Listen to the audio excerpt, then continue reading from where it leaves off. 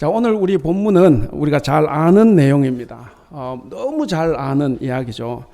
오늘 본문의 내용을 보면 야곱이 이제 자기 집 브엘세바를 떠나서 하란으로 가는 길목에서 꾼 꿈에 관한 내용입니다. 우리가 잘 알듯 야곱은 누가 봐도 이 사람은 복을 추구한 사람입니다. 그의 이름의 뜻이 발꿈치를 붙잡았다라는 거지 않습니까? 발꿈치를 붙잡았다라고 하는 의미처럼 이 야곱은 누군가에 기대어 살면서 자신의 이익을 추구한 사람입니다.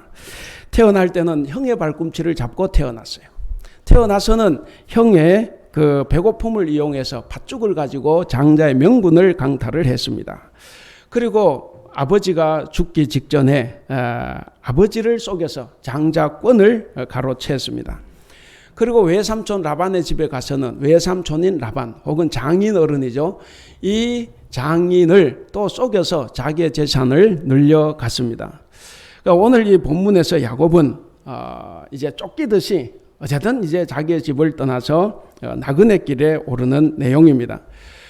자, 이 사람이 자기 집을 떠나서 하란으로 가는 이유가 뭡니까? 명분상으로는 앞에를 보시면 명분상으로는 가나안 땅에서는 신부를 구하기가 어려우니까 이제 외삼촌 엄마의 집으로 가서 이제 신부를 구하는 겁니다. 그게 이제 명분상의 이유라고 하면 실제로는 그러니까 속 사정은 굉장히 복잡하죠. 형이 자기를 죽이려고 해요. 장자권을 가로챘기 때문에. 그래서 형의 분노를 피해서 지금 도망을 가는 것입니다. 그러니까 이 야곱의 이 길은 처음부터 고난의 길입니다. 이 길을 보면 흡사 우리 삶과 같다 하는 것을 느껴봅니다. 우리의 삶의 여정도 그와 같다는 거죠. 복된 삶을 찾아서 성공하는 듯이 보여도 언제 어디서 어떻게 우리에게 위기가 닥쳐올지 모릅니다. 이 행복한 순간이 언제까지 갈지를 몰라요. 그래서 우리는 늘 일상에서 삶의 위기와 또 위험한 상황을 우리가 맞습니다. 여러분, 우리가 이런 가운데서 오늘 이 본문 말씀을 통해서 오늘 성령 강림절 후 7번째 주일에 우리가 훈련해야 될 신앙 내용은 뭐냐면 일상을 거룩하게 살기입니다. 일상을 거룩하게 살기. 자, 우리 하나님은 오늘 이 본문 말씀 보면 하나님은 우리가 잠들어 있는 일상의 순간에도 찾아오십니다. 그리고 우리가 일상적으로 겪는 삶의 위기, 삶의 고난 가운데서도 우리 하나님은 찾아오십니다. 우리는 오늘 이 말씀을 통해서 이 사실을 깨달아야 됩니다. 그래서 우리가 어떻게 사는 것이 거룩하고 바르게 살아가는 삶인가 하는 것을 우리가 알아야 됩니다. 그래서 오늘 살아가는 방법을 하나씩 찾아보면서 은혜를 나누고자 합니다. 자, 먼저 우리가 이제 본문을 좀 이해를 해 봐야 되겠습니다. 잘 아는 내용이지만 본문을 조금 이해를 하고 교훈을 전하도록 하겠습니다. 자, 먼저 10절입니다. 자, 약속의 땅에서 이제 도망을 가죠. 이것은 뭐냐면 죄에 대한 하나님의 심판입니다. 그 10절을 보시면 우리 10절 같이 읽어볼까요? 시작. 야곱이 브엘세바에서 떠나 하란으로 향하여 가더니. 자, 이제 도망을 갑니다. 한 가지 질문을 하겠습니다. 여러분, 하나님이 일하시는 방식 아십니까? 하나님께서 일하시는 방식. 자, 하나님께서 일하시는 방식은 철저하게 인간과 다릅니다. 그러니까 인간의 관습과 인습을 철저하게 깨뜨리고 넘어서는 겁니다. 우리의 생각대로 하는 분이 아니다라고 하는 사실입니다. 그래서 우리 하나님 뭐라고 합니까? 역전의 하나님, 역설의 하나님, 반전의 하나님이라고 우리가 말을 합니다. 예수님도 이 땅에 오셨을 때 예수님의 가르침과 삶들을 보면 모든 것이 다 유대인들의 관습을 뛰어넘는 거였어요. 그들의 생각을 다 깨는 거였습니다. 하나님 역시도 그렇습니다. 하나님은 이 세상에 약자들에게 불합리하게 세워놓은 인간의 관습이나 이 악습들 혹은 인습들을 철저하게 다 없애시고 하나님의 방식대로 세상을 다스리십니다. 자, 그런데 오늘 본문의 야곱은 하나님의 방법으로 하나님의 약속을 성취하지 않았습니다. 속임수와 사기라는 이 인간적인 방법으로 하나님의 약속을 성취하려고 했습니다. 그 결과가 어떻게 됐습니까? 인간의 방법으로 썼던 그 결과가 결국에는 약속의 땅에서 쫓겨나는 것이에요. 그래서 지금 도망을 가고 있는 겁니다.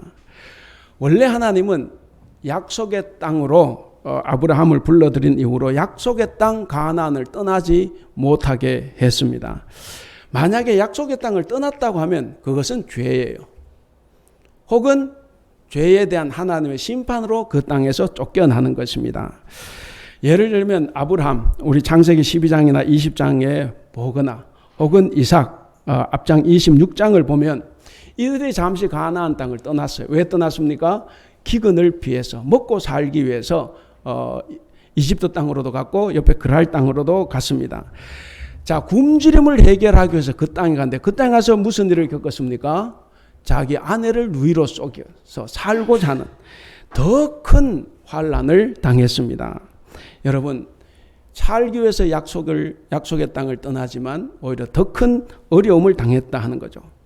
북이스라엘이 아시리아에게 망했고 남유다가 바벨론에게 망했습니다. 그리고 그들이 다 포로로 끌려갔어요. 왜 포로로 끌려갔습니까? 바로 약속의 땅에서 말씀대로 살지 않았기 때문에 하나님 심판의 결과입니다. 심판의 결과로 누구든지 죄를 지면 이 거룩한 땅, 약속의 땅, 가나안에서는 살 수가 없어요. 그래서 다 쫓겨납니다. 그러므로 오늘 야곱의 이 약속의 땅에서의 이 도망도 결국 인간의 방법으로 하나님의 약속을 성취하려고 한 것에 대한 하나님의 준엄한 심판입니다. 자, 그 다음 이제 두 번째 11절부터 15절입니다. 자, 하나님께서 죄를 심판하셔서 그가 이제 가나안 땅을 떠났지만 그러나 하나님은 야곱을 심판하시는 중에도 하나님과 동행해 주셨다라고 하는 사실입니다. 여러분, 지금 이 야곱이 가는 이 길, 이 여정은 대단히 두려운 겁니다. 정말 고독한 여행입니다. 자, 가다가 이제 해가 졌습니다. 그래서 광야에서 돌을 베고 잠을 잡니다. 그 잠에서 한 꿈을 꿉니다. 12절 같이 읽겠습니다. 12절 시작. 죄송합니다. 11절, 12절을 같이 읽겠습니다. 시작. 한 곳에 이르러서는 해가 진지라 거기서 유숙하려고 그곳에 한 돌을 가져다가 베개로 삼고 거기 누워 자더니 꿈에 본적 사닥다리가 땅 위에 서 있는데 그 꼭대기가 하늘에 닿았고 또 본적 하나님의 사자들이 그 위에서 오르락 내리락 하고 그가 그 꿈에 어떻습니까? 사다리가 땅에서 하늘에 놓여 있는데 그 위로 천사들이 오르락 내리락 하고 있었습니다. 자, 오르락 내리락 하고 있는데 그 사다리 위에서 하나님이 말씀하십니다. 우리 13절 같이 읽겠습니다. 시작. 또 본적 여호와께서 그 위에 서서 이르시되 나는 여호와니 너의 조부 아브라함의 하나님이요 이삭의 하나님이라. 아멘. 거기까지 읽겠습니다. 자, 거기 보면 꿈에 하나님이 나타나셨습니다. 나타나서 당신을 소개합니다. 소개가 나는 여호와니 너의 조부 아브라함의 하나님이요 너의 아버지 이삭의 하나님이라 이렇게 소개를 하십니다. 여러분, 이 말씀을 읽으면 대단히 친근하지 않습니까? 저만 친근합니까? 대단히 친근하게 지금 하나님께서 당신을 소개하고 있습니다. 이 낯선 광야에서 그동안 야곱은 살아면서 한 번도 하나님을 만난 적 없어요. 하나님 음성을 들은 적이 없습니다. 그런데 이 낯선 광야에서 그동안 귀로 전에 듣기만 했던 할아버지 하나님, 아버지 하나님을 여기서 자신이 직접 체험을 합니다. 여러분, 이보다 더 큰 복이 어디에 있겠습니까? 그런데 여러분, 한 가지 생각을 해보겠습니다. 여기서 야곱이 먼저 하나님을 찾았습니까? 아니죠. 야곱은 뭐 하고 있어요? 누구 말대로 자빠져 자고 있어요. 그냥 자고 있는 겁니다. 근데 하나님은 그는 자고 있는 야곱을 찾지도 않았는데 야곱을 찾아오셨습니다. 우린 여기서 심판을 받고 있는 중죄인이지만 택한 자를 버리시지 않고 먼저 찾아오시는 하나님의 한없는 사랑과 은총을 우리가 느낄 수가 있습니다. 여러분, 우리가 정말 힘들고 어렵고 위기 가운데 빠졌을 때 이런 것을 경험하면 이보다 더 큰 행복이 어디 있겠습니까? 우리는 감격할 수밖에 없습니다. 이처럼 하나님께서 베델 들판에서 이 야곱에게 나타나셨다는 것은 하나님이 지금까지 줄곧 야곱과 동행하셨다는 것을 의미합니다. 또한 천사들이 사다리를 오르내리고 있어요. 그 사다리가 야곱 있는 곳에서부터 하늘에 이어져 있습니다. 거기서 천사들이 오르락내리락 하고 있었다는 것은 뭡니까? 이것은 천사들이 야곱을 보호하기 위해서 분주하게 움직이고 있다 하는 것을 나타내 주는 겁니다. 바로 그런 것입니다. 야곱은 비록 하나님을 찾지 않았어요. 그는 하나님을 찾지 않고 하나님과 동행하지 않았습니다. 그럼에도 불구하고 우리 하나님은 처음부터 끝까지 이 야곱과 동행하셨습니다. 다만 야곱이 알기를 이 시점에서 알았다는 거죠. 하나님이 자기에게 나타나서 말씀하시니까 그때서야 알았을 뿐이지, 그러나 하나님은 처음부터 동행을 하셨습니다. 그 다음 세 번째 내용입니다. 16절부터 19절까지인데, 자, 여기서 이제 야곱이 이제 잠에서 깨면서 하는 이야기, 우리 16절 같이 한번 읽어보겠습니다. 시작. 야곱이 잠에 깨어 이르되 여호와께서 과연 여기 계시거늘 내가 알지 못하였도다. 여러분, 야곱이 잠이 깨면서 하나님을 만난 감격, 그러나 두려움이 훨씬 더 큽니다. 하나님께서 지금도 여기 계시단 이 사실에 압도당합니다. 여러분, 내가 잘못했을 때 나 혼자만 알고 있으면 좋은데 이게 나의 적이 알았다거나 내가 가장 사랑하는 사람이 내 잘못을 알면 어떻게 됩니까? 두려운 거예요. 그러니까 하나님이 나와 함께 하시고 있다. 이 죄를 지어서 도망가고 있는, 가정을 파탄내고 도망가고 있는 자신에게 하나님 함께 하신다는 것이 대단히 두려웠습니다. 그래서 이렇게 고백을 합니다. 17절 같이 읽겠습니다. 시작. 이에 두려워하여 이르되 두렵도다 이곳이여 이것은 다름 아닌 하나님의 집이요 이는 하늘의 문이로다. 굉장히 두려운 겁니다. 잘못했을 때, 들켰을 때. 자, 그래서 그가 고백하기를 이곳은 하나님의 집이요 하늘의 문이로다 이렇게 말을 합니다.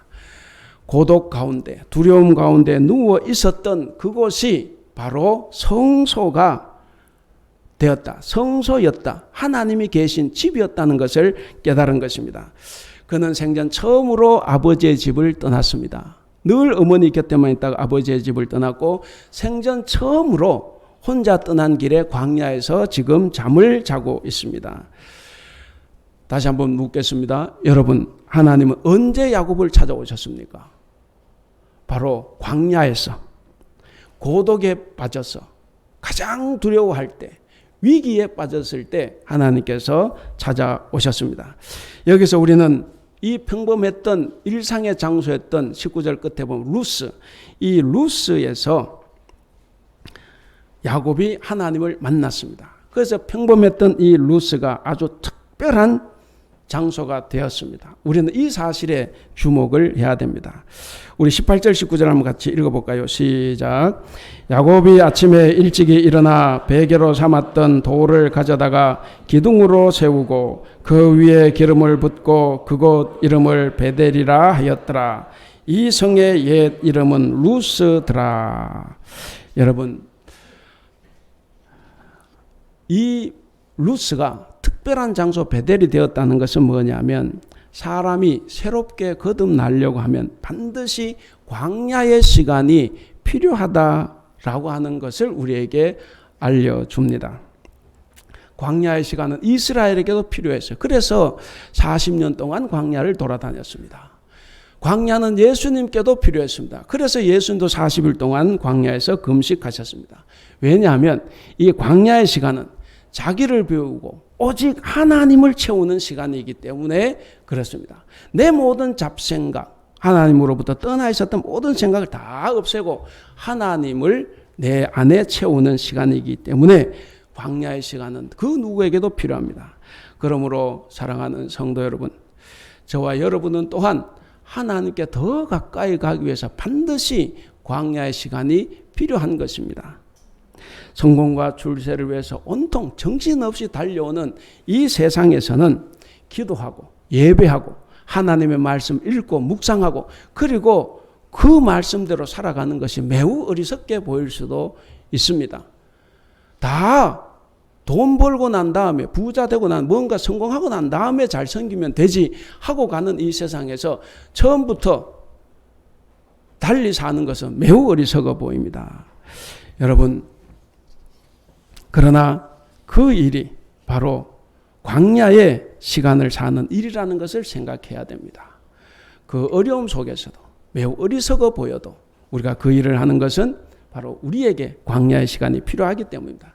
그래서 저도 여러분들에게 우리 주님의 이름으로 권고합니다.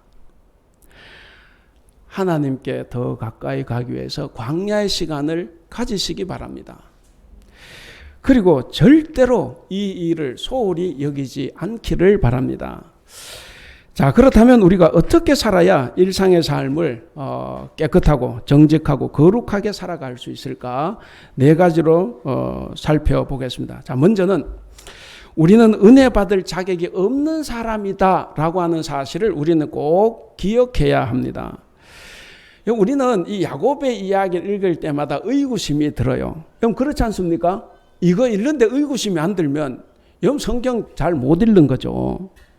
생각해 보세요. 배고픈 형을 이용해서 팥죽을 팔아요. 그리고 장자의 명분을 삽니다. 그리고 장자권마저 가져가기 위해서 나이 많아 눈먼 아버지를 속입니다. 자, 이런 야곱이 하나님의 복을 받을 자격이 있는가 하는 거예요. 하나님의 은혜가 야곱처럼 수단과 방법을 가리지 않고 자신의 이익만을 추구하는 사람에게 내려진다고 하면 그것이 온당한가 하는 겁니다. 여러분 어떻게 생각하십니까? 하나님의 은혜가 그렇게 내려진다고 하면 우리는 정말 하나님을 믿을 수 있는가? 사실 여러분 이 야곱의 행위만을 볼 때 야곱은 절대로 하나님의 언약의 계승자로는 부적합합니다. 전혀 부적합해요. 야곱은 지극히 육신적이었고 이기적이었고 자기중심적인 사람이었습니다. 자기밖에 모르는 사람이었어요. 따라서 우리 성도 여러분, 우리가 야곱의 행태를 신앙의 모델로 삼아야 된다라고 하는 것은 어불성설입니다. 그것은 절대로 이루어져서는 안 됩니다. 만약 그런 행태를 모델로 받아들이면 부도덕한 방법으로 이익을 얻는 모든 행태들을 우리는 다 정당화해야 됩니다. 여러분의 자녀도 엄마 아버지 여러분들 속이고 그렇게 한 거 다 허용해야 됩니다. 그렇지 않겠습니까? 야곱이 하나님의 약속의 복을 받은 걸 가지고 그가 하나님의 복을 간절히 사모했기 때문이다. 그렇게 이야기해요. 부자가 된 것은 장자권 하나님의 축복을 간절히 사모했기 때문이라고 하는데 여러분 물질의 복과는 아무런 관계 없어요. 13절부터 15절 읽어보세요. 그에게 물질의 복을 이야기하는가? 그건 아니에요. 그가 그렇게 형보다 더 강하게 된 것은 뭡니까? 태중에서부터 있었던 약속이에요. 그 약속이 25장 23절에 나옵니다. 그게 뭡니까? 25장 23절 보면 이 족속이 저 족속보다 강하고 큰 자가 어린 자를 섬긴다 그랬지 물질의 복을 이야기하는 거 아니에요. 장자권을 이야기하는 게 아닙니다. 여러분 하나님의 약속의 성취는 오직 하나님의 방법으로 이루어져야 되지 인간의 부당한 방법이나 관습을 가지고 이루려고 해서는 안 됩니다. 그런데도 이 어머니 리브가와 야곱은 그 약속된 복을 장자권으로 생각을 하고 하나님의 방식이 아니라 인간의 부당한 방법을 써서 장자가 되려고 하고 장자가 돼서 복을 받으려고 한 것입니다. 여러분 하나님의 약속을 인간이 주체가 되어서 부도덕한 수단과 방법까지 동원해서 그것을 이루려고 했던 것이에요. 설마 하나님께서 그렇게 하라고 그 복을 주셨겠습니까? 여러분 이 결과로 이 가정에 온 결과가 뭡니까? 야곱의 이 행동의 결과가 어떻게 되었습니까? 바로 가정의 비극으로 끝납니다. 형이 아우를 죽이려고 했어요. 그리고 이 야곱은 먼 길을 도망을 갑니다. 그래서 결국 엄마와 만나지도 못하고 그리고 죽습니다. 바로 가정의 평화가 깨지는 비극이 있었습니다. 그럼에도 불구하고 하나님께서는 야곱을 선택해 주셨어요. 선택하셨고 복을 주셨는데 그것은 바로 하나님의 선택이었습니다. 하나님의 선택은 절대로 인간의 행위로 혹은 인간의 공로로 말미암지 않는다는 것을 우리에게 단적으로 보여주는 거예요. 그는 이미 태중에서 그게 있었지. 그의 어떤 삶의 태도 때문에 하나님의 은혜가 주어지고 없어지고 하는 것이 아니라는 것입니다. 여러분, 하나님의 은혜가 하나님이나 세상 사람들이 생각하는 것처럼 자격을 갖춘 사람에게 혹은 도덕적으로 허물 없는 완벽한 사람에게 주어지는 것이 아니다라고 하는 것을 우리에게 보여주는 사건입니다. 그래서 여기서 중요한 것이 뭡니까? 중요한 것은 하나님이 야곱을 선택하셨다라는 것입니다. 바로 그런 겁니다. 하나님의 선택은 인간의 행위와 무관합니다. 여러분, 이것을 어떻게 알 수가 있습니까? 하나님께 저를 택하신 걸 보면 알아요. 하나님께서 우리를 택하신 것을 보면 이 사실이 다 드러납니다. 여러분, 우리들 가운데 하나님 앞에서 나는 의롭다, 나는 완벽하다라고 생각할 사람 있습니까? 모르겠어요. 뭐 때에 따라서 야곱보다는 더 좋다 이렇게 말할 수는 있지만 근데 야곱은 워낙에 좀 떨어지는 사람이고 여러분 우리는 절대로 하나님 앞에서 의인이라고 말할 수 없습니다. 자기의 성공을 위해서 수단과 방법을 가리지 않는 이 야곱의 모습은 어떻게 보면 오늘 우리의 모습이기도 하기 때문에 그렇습니다.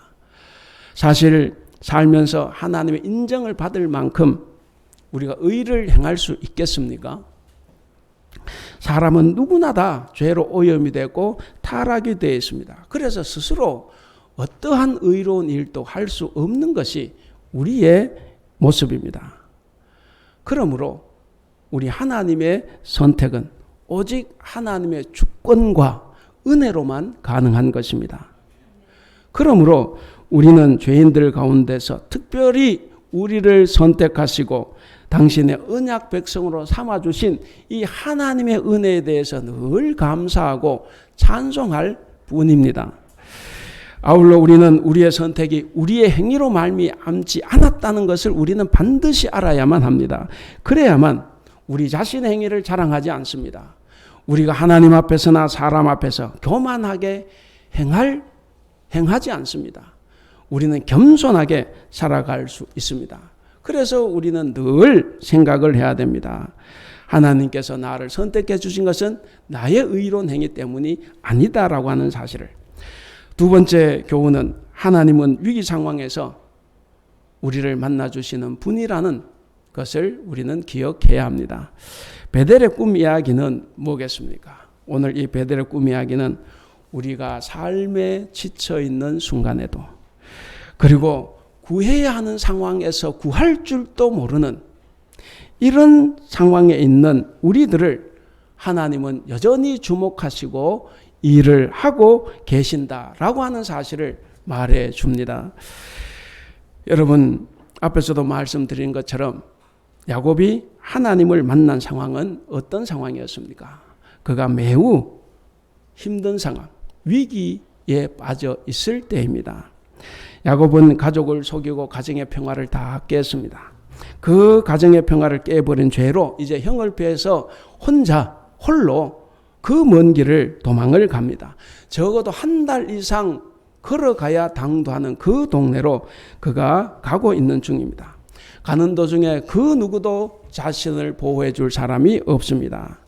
그는 앞으로 자신의 미래가 어떻게 될지, 이렇게 한번 떠나면 다시 집으로 돌아올 수는 있을라는지 전혀 알지 못합니다. 그러니까 얼마나 두렵겠습니까? 그러나 우리의 하나님은 이러한 상황에 있는 야곱에게도 친히 나타나 주셨습니다. 뭘 말하는 겁니까?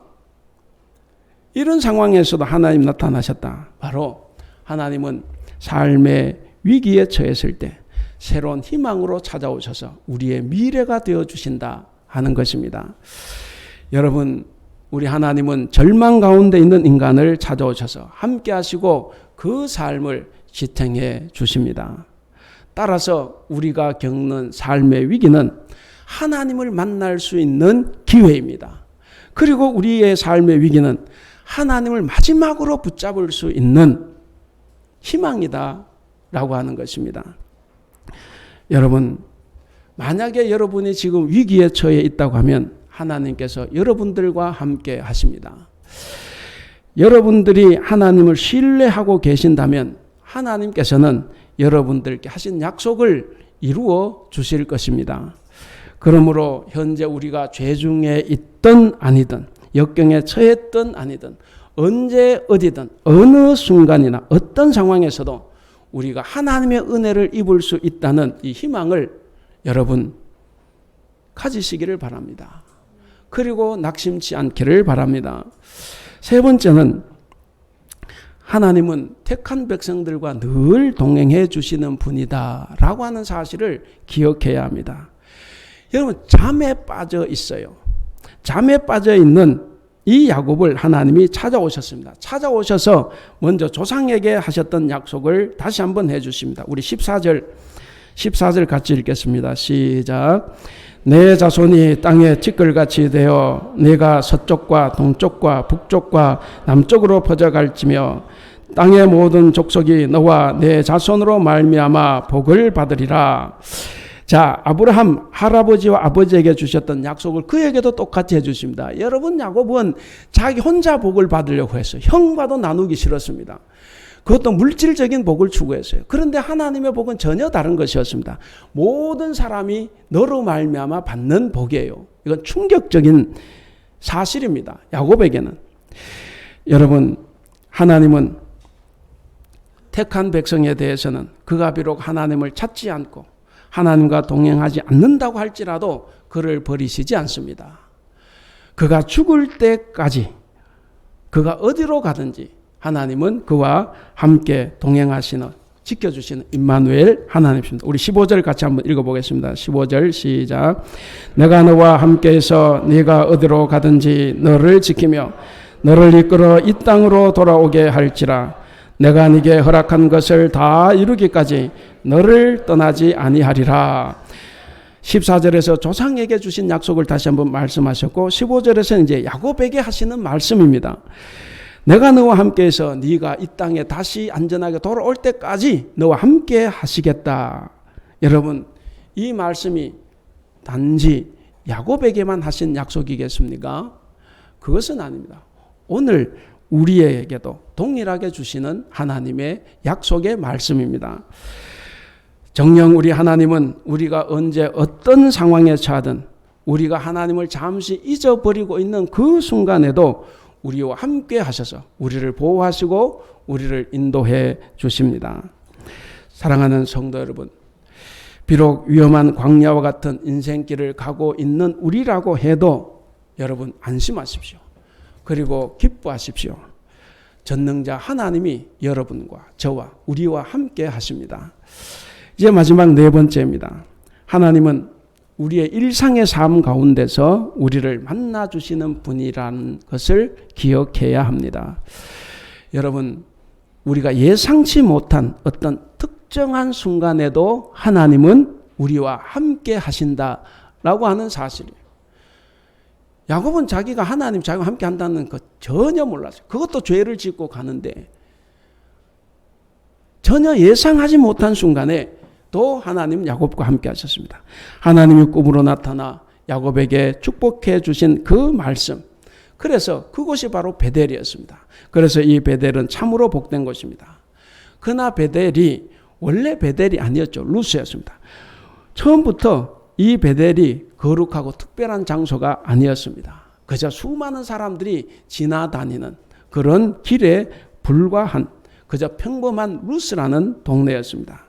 그런데 여기서 이 루스는 바로 우리가 살아가는 일상의 현실을 의미합니다. 일상의 현실. 그런데 우리는 어떻습니까? 우리는 늘 하늘나라 하나님만 바라보다가 그만 이 땅에서 우리가 어떻게 살아가야 하는지를 잃어버리고 말았습니다. 잊어버리고 말았.